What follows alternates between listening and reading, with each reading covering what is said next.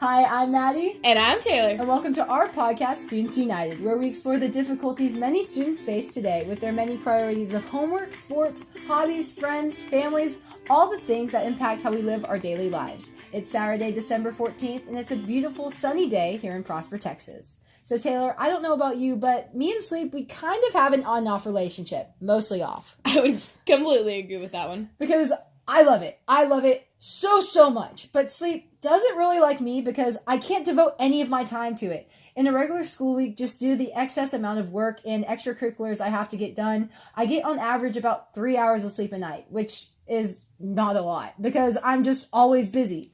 I've gotten used to the lack of sleep so much to when I do have free time, it's like I can't even remember how to fall asleep. Sleep deprivation has become a huge problem at Prosper High School. If we, as students and teachers, don't work to fix this problem, serious implications could arise such as poor sleeping habits, poor grades, mental instability, and easily preventable deaths such as car crashes. Yeah, I completely agree. I get an average of about 3 hours of sleep on school nights as well, and this causes me to fall asleep during class all the time, especially my 8th period pre-cal class.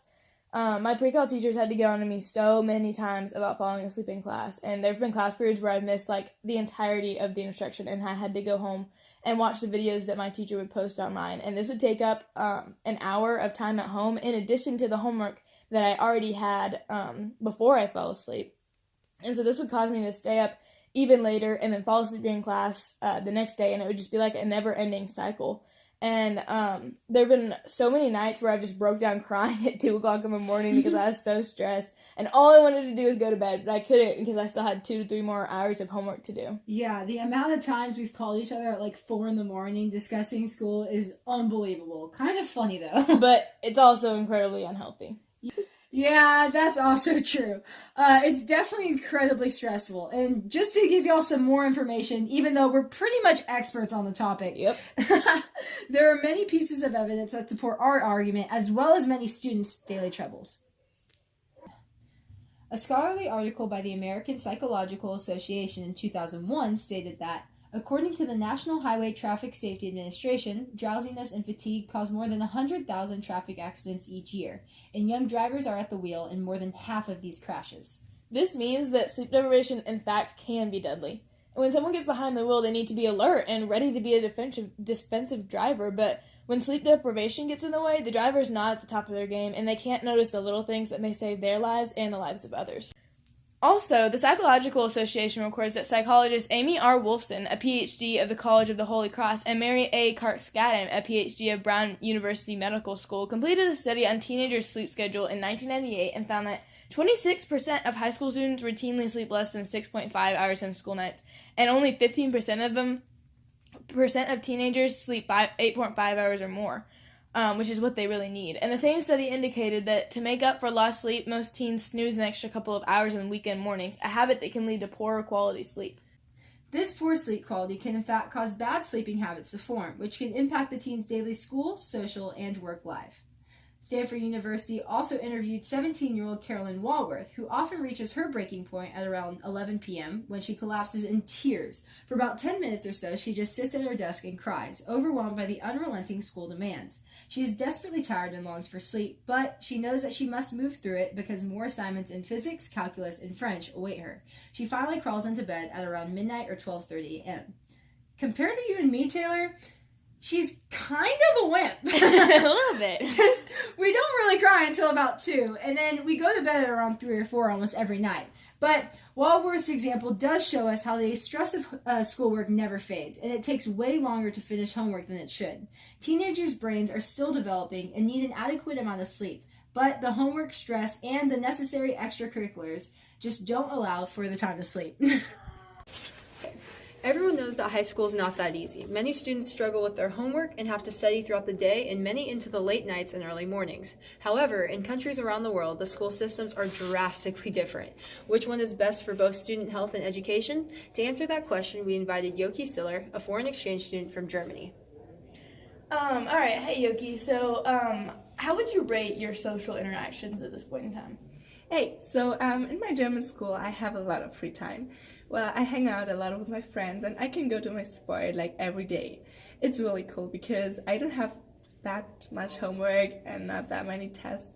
And per semester, we have only like 2 tests in 4 classes. So in my English, German, math, and our science class. And in the other classes, we only have quizzes sometimes. I like that a lot because I just have to study temporary and I can create my time like individually. And the negative aspect about the system is just that when we have our tests, which are often all in 1 week, so these weeks get really stressed out. Especially in the past, I had big problems with getting along with those extreme difference of my schedule, but now I'm used to it and use my time wisely. Yeah, you can definitely see how there's like good and bad things to almost every school system. But yeah, that's great, Yoki. So how would you say that the American and German schooling systems are different? Okay, so my German school starts at 7:50 and starts at 3:45, which means that our school days are longer than in the United States. And we have each day 8 different classes, which take 45 minutes, so we have a lot of varieties in school. That makes the days more fun because it feels like the classes are very short and that motivates me. Because our days are so long, we don't have a lot of homework and we have time in school to finish it. So we are given a more hands-on learning experience which helps me understand the concepts better. Yeah, so that's awesome. So what challenges does your experience with sleep deprivation present? Okay, so since I live in the United States, I have a lot of problems with my sleep rhythm. Because we have tests like every week, I'm studying all the time and I have no time to repeat the contents. I don't understand in class. I so get that. That's because I have to study for the next test, which is really annoying. And I try to give myself enough rest, but I never have the feeling of doing enough because there's always an assignment I could still work on because it's due, next week. And my daily life is sadly just about the school.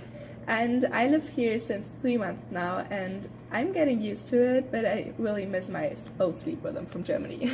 Yeah, I so get that. I do the same thing. It's just like constant going in class and at home. Well, Yoki, that's all the questions we have for you. Thank you so much for being here today. And to end today's podcast, teachers, we ask that you be cognizant about the fact that your students have 7 other classes that also require a lot of time and energy outside of the school if they want to do well in them. Please do your best to be as efficient as possible during class so that if you do have to assign homework, some or all of it could be done during class to allow for more free times when the student gets home.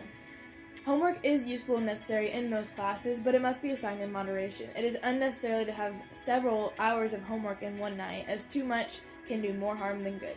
It is important for our mental, physical, and emotional health that students sleep more and are allotted more time to relax and socialize.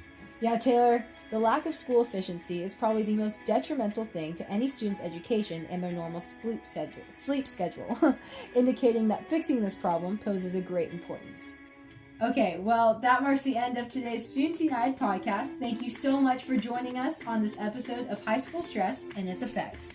And I'm also so thankful to the American Psychology Association and Harvard University for providing scholarly articles about the negative effects of stress and sleep deprivation and for advocating for change. Also, let's extend a huge thank you to Yoki Sailor for joining us on the podcast. Join us again next week as we talk about the amazing impact our teachers make on our lives, especially Mr. Nelson. Thank you and have a great rest of your day.